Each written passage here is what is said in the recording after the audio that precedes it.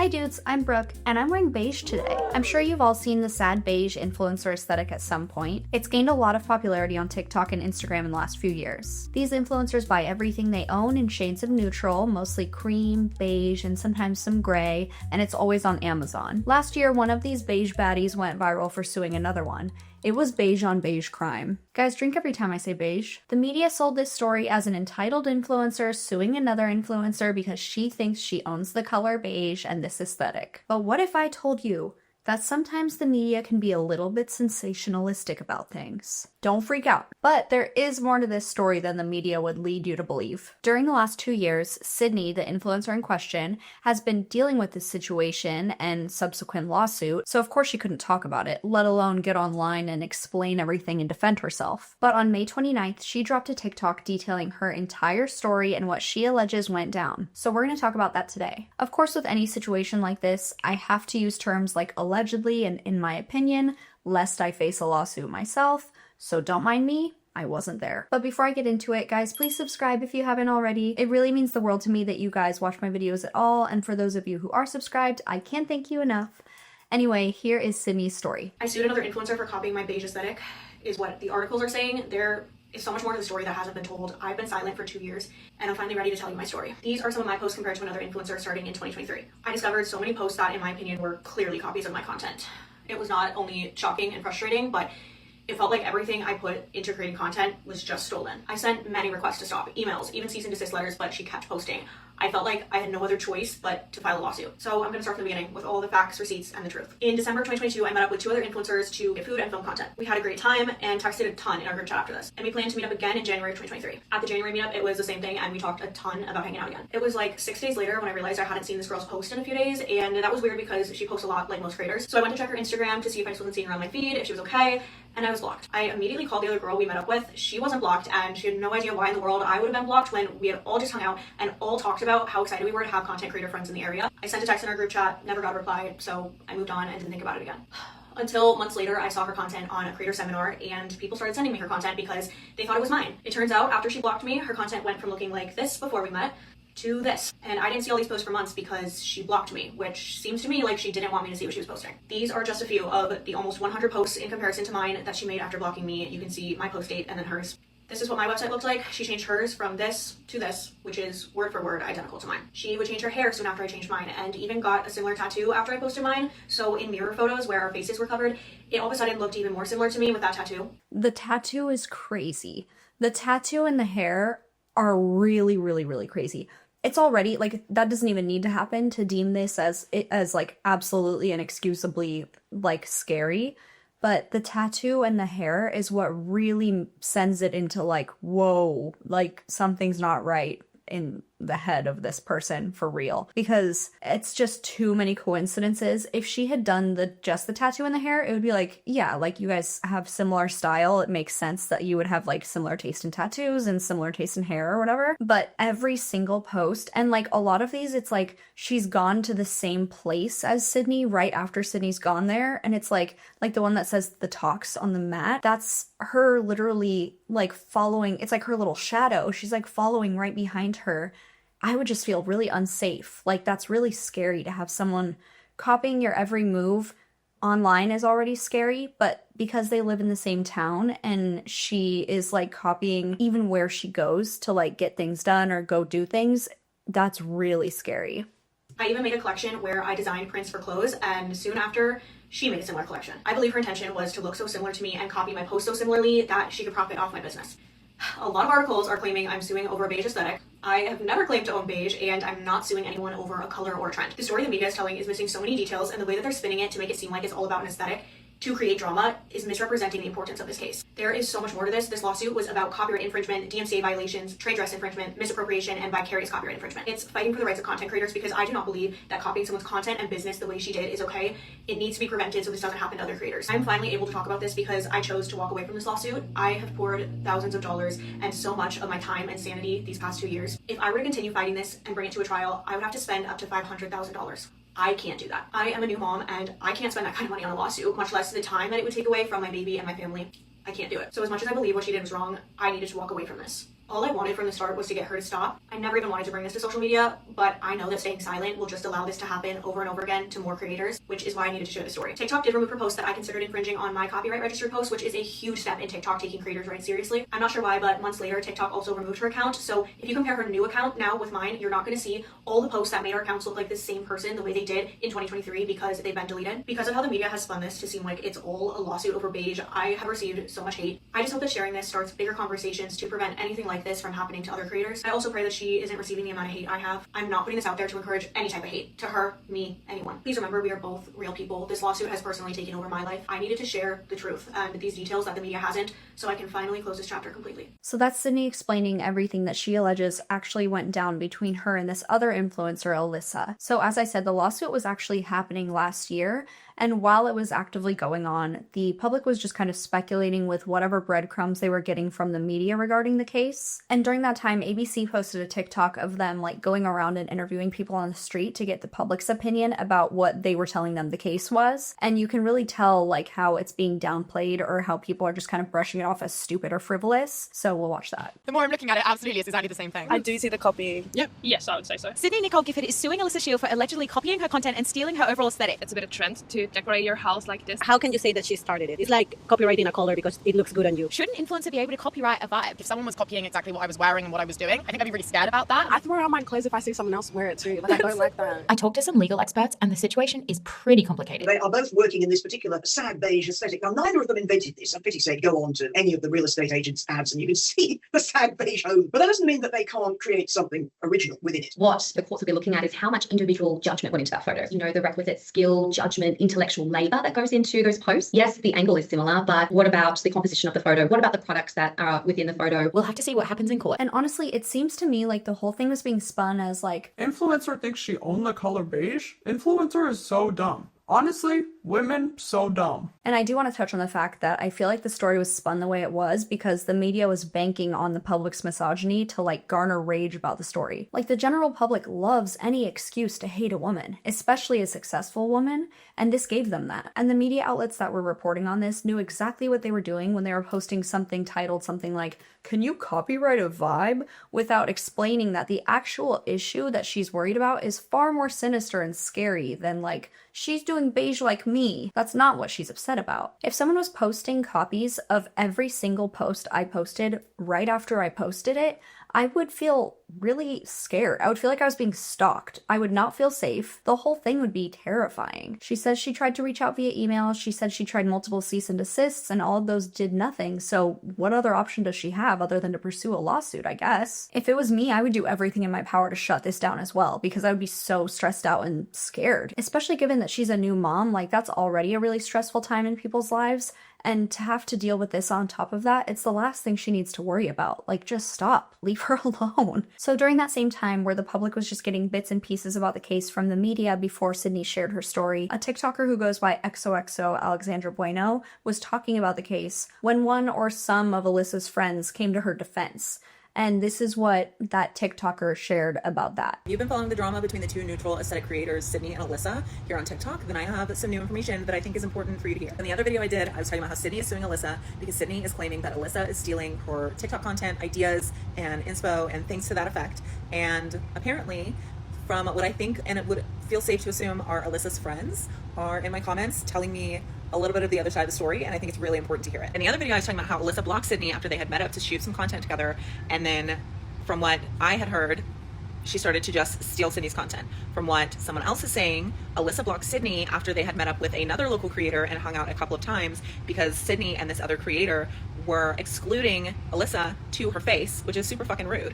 I would block them too. This person is also saying that she thinks because Alyssa is Black/Hispanic that she thinks this issue might also be racially motivated, which is absolutely disgusting if that's the case. Also says that Alyssa did not trust Sydney with her best interest, and that's why she blocked her. She didn't feel like she was going to be a good person to be in her life, so she blocked her. And if that's the case, completely valid. She also says that Alyssa was scared, terrified, quote unquote, to see Sydney at other influencer events, which is interesting because I'm not sure why she would be scared of her, but if she is, that's not good. This person also says that she has proof that Sydney also copied Alyssa. Maybe not also, but that Sydney has copied Alyssa. That there's stuff that Alyssa has posted first that Sydney then posted after Alyssa posted it. So who's copying who here? Or is anyone really copying anyone?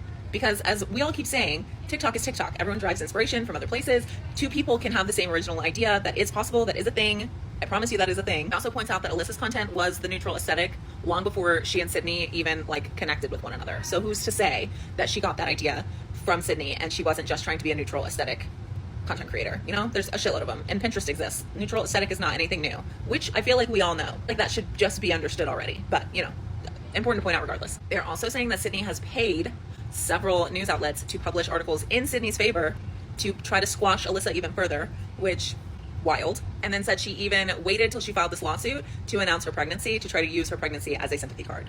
Ew. She says, obviously, Sydney isn't going to win this, which I don't think any of us really think that she is, and that it's clearly a PR stunt, which obviously it's for PR, and if she genuinely felt like she was being copied, could be a way to make someone stop. So I'm never going to invalidate someone saying that they were a victim of racism in any capacity. So that's not my business to comment on whatsoever. But I don't love the assertion that Sydney waited until the lawsuit was filed to announce her pregnancy, because you can't really control how far along you are when things are happening in your life. It's like when you're starting to show, or when it's like past the time where you start to be able to announce, you know, your pregnancy without fear of complications or things like that, you announce it. Like, you have to announce it. So that's not fair. Also, that same TikTok creator who made that video has since seen Sydney's update and obviously has more to say about the case now that she has more information about it. And now that we do have more information about it and we have all of these examples of the copied content, and it's like, it's so many examples. Like, you guys saw her scrolling through. It's like a million different examples of the exact same post, like a week later,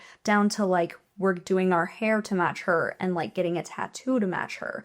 And that just leads me to believe that like the reason that Alyssa blocked Sydney was so that she wouldn't notice that she was copying her posts. But that being said, two things can be true, so I don't want to negate or discredit her allegations of racism either. If you're wondering what the actual legal claim is here, other than like, this is fucking creepy, luckily for us, a Harvard law grad actually hopped onto TikTok to explain the whole thing. She's on TikTok as Good Faith Lawyer, and I will let her explain the legal aspect. Okay, everyone keeps asking me about the influencer clean girl aesthetic lawsuit, so here's the explanation. Sydney Nicole sued Alyssa Shield for basically copying her whole vibe, and everyone keeps asking, can you copyright a vibe? Can you trademark a vibe? All of these things, and the fact of the matter is that Sydney Nicole and her company sued Alyssa Shield and Alyssa Shield's company based off of copyright infringement, trade dress infringement, misappropriation of likeness, all sorts of things. And to skip to the good part, the judge dismissed some parts of the complaint, but gave her the opportunity to file a first amended complaint, which, if we get enough likes on this video, I'll go through next. Apologies for the quality on this, but it's what we have. In the complaint, they talk about how the burgeoning influencer industry allows content creators such as Sydney to foster their own unique brand identity. The complaint then goes into how Alyssa tries to steal every single thing that Sydney does. Oh, and by the way, Sydney and Alyssa were friends at first, and they're both in Texas. And this case was brought in the Western District of Texas. So it starts by saying that the defendants, buying through the Instagram account Alyssa Shield, have infringed on plaintiff's registered works by replicating photos, videos, products, captions, and styling of myriad plaintiff's posts. You might be wondering, how much copying? Well, let's go through a few examples. There's a lot going on, and just to give you a little bit of context, copyright, you can get a copyright in an image, and so with an image that includes the lighting, that includes the styling, it can include the props, it can include the outfits, and as you can see, there's a lot of overlap in many of those different elements, and so she's not as crazy as all of the newspapers tried to make her sound by saying, oh, can you copyright a vibe? And the reality is that it's not just a vibe, it is actually a lot of copyrightable elements, and it's the fact that the complaint talks about how there would be a post from Sydney, and then immediately Alyssa, maybe 2 weeks later, will do the similar post. And so it's very much not, oh, I accidentally have the same color beige as you. It's a lot of intentionality. The complaint gets into a video and says that Sydney posted a video, and then 2 weeks later, Alyssa went to the exact same place, took the same shot of the mat, took the same shot of a neon sign, took the same shot of getting a same clothing rack, and basically copied different shots of a video. And again, with a video, you can get copyright, and that can include the lighting, the shots, the different props, and the fact that she went to the same place, that's fine. But this is just a screenshot showing how Alyssa intentionally wanted to capture the exact same shots as Sydney. Now, Sydney Girl said, this ain't just on Instagram, this is on TikTok. The complaint goes on to say, defendants have replicated plaintiff's posts on TikTok as well. For example, on or around December 12, 2023, plaintiffs posted a slideshow of photos of TikToks featuring, and then it goes through different elements, and then they say that 2 days later, defendants copied the exact same thing that plaintiffs did. The complaint shows examples of how she looks like every other girl, except for they're saying that Sydney came up with this aesthetic, and Alyssa then proceeds to do everything Sydney does. The complaint goes through several elements, as I mentioned. It talks about copyright infringement. The owner of a copyright has exclusive right to reproduce the copyrighted works, and they're saying that Sydney has the copyright in the photos because of a lot of those elements I was talking about, and then Alyssa goes and tries to copy it. The complaint also talks about this thing called vicarious copyright infringement, which is basically if you didn't do it, you kind of did it through a third party. And the reason it talks about this is because Sydney and Sydney's company are suing Alyssa and Alyssa's company, and it sounds like what they're alluding to is if Alyssa tries to say, oh, well, I hired someone to run my social media, they're saying, each defendant has and had the right and ability to supervise the infringing content. Defendants here at all times relative to this action controlled the Instagram, Amazon, bio site, and TikTok. And so if they try to say, oh, it was just somebody else who managed our content, they're saying, well, you, Alyssa, and Alyssa's company, you had control over all of your little handles. So if you did not directly commit copyright infringement by posting it, you certainly had control. And so you did vicarious copyright infringement. Now, they then go into trade dress infringement, which I think is the strongest elements. For example, they say plaintiff have a distinctive trade dress comprised of monochrome cream, gray, and neutral beige colors. Now, this is where it turns into the beige girl aesthetic. The reason why I think this is the strongest element, even if it sounds crazy to say you have trade dress protection on the color beige,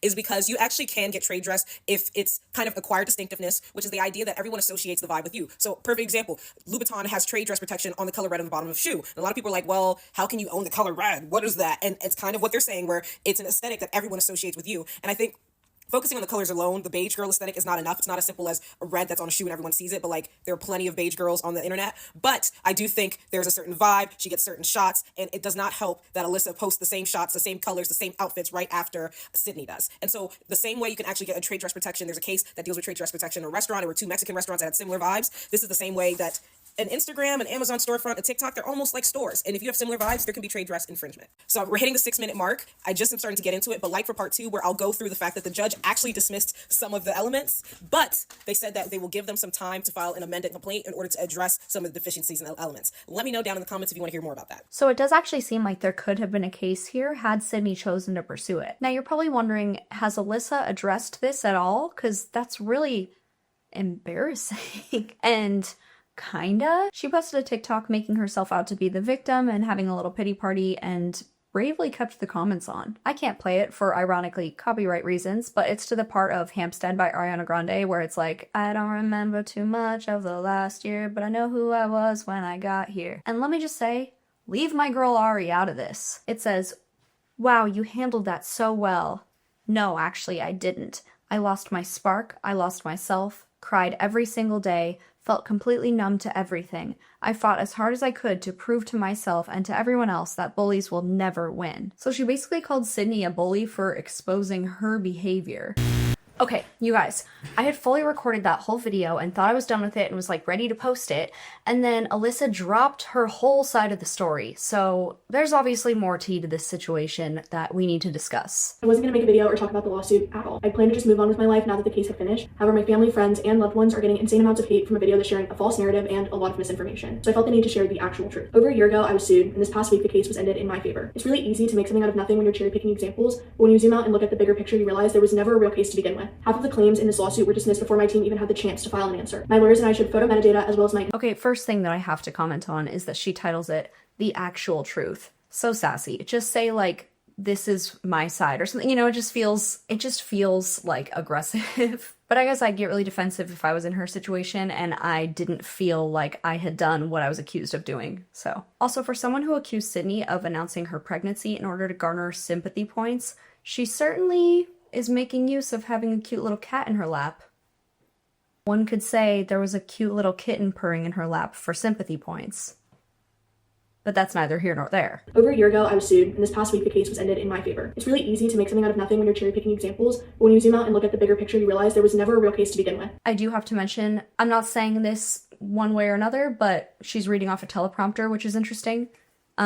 Might just be because she wants to make sure she hits all the points that she has to make, but it also might be to stick to her story. Who knows? Half of the claims in this lawsuit were dismissed before my team even had the chance to file an answer. My lawyers and I showed photo metadata as well as my entire Amazon order history that proved I'd ordered and filmed the product she accused me of copying weeks, if not months, before she ever posted. And the reality of the situation is that in the end, the other party had to ask for my team's permission to drop the case. What's even more frustrating is that hundreds of creators post Amazon content every single day using similar products, poses, and color palettes, but I was singled out. This wasn't just unfair, it was targeted. For the past year and a half, my lawyers and experts proved again and again and again that the claims in her complaint were simply not true and that I never copied her. I'm sharing this now so that the actual truth is out there, and I hope this helps everyone to see the full picture instead of just a cropped version. This has been the hardest year and a half of my life, and I am so glad it's finally over, but at the end of the day, this is a huge win, not only for myself, but for all creators. It proves that you can't just use meritless lawsuits to scare people out of creating. I stood up, I fought back, and the truth is, I won. I'm so grateful for my incredible legal team and for everyone who has supported me throughout this chapter, and for everyone who will continue to support me moving forward. It's interesting, but I also just don't understand what Sydney's purpose in doing all of this would have been. And also,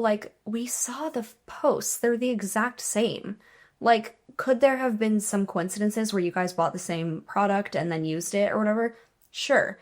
But like, could you have bought it and then when you saw her post it, like, edited the exact same way she did? Because there's a fucking theme. Like, don't gaslight us. Like, we can see the way that your posts look after the way her posts look. It's alarming. It's way past coincidences, in my opinion, and I think it's way past, like, oh, everybody posts things like this, like she shared. It's so past that. It's not like, oh, we both have the same aesthetic. It's like, this is the exact same post copied and pasted. So, 100 times. So, I'm kind of calling bullshit. I don't know. Obviously, I wasn't there. These are just my opinions, but I don't know. I definitely want to know what you guys think. As far as the legal aspect of it, I think there's a difference between what's legal and, like, can win a lawsuit and what's still fucking weird and creepy.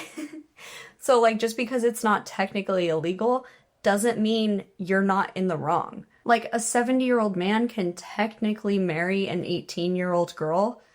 That's still fucking weird. Like, it doesn't make it moral just because it's legal. So just because the lawsuit was dismissed in technically her favor, which is not exactly what our Harvard girl was saying. She was saying that the plaintiff had an opportunity to, like, rewrite their complaint. But, oh, I'm out of focus. Fuck my ass, dude. How long have I been out of focus? That is so annoying. Goddamn.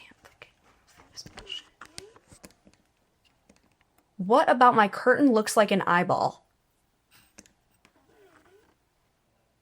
Hello? There you go.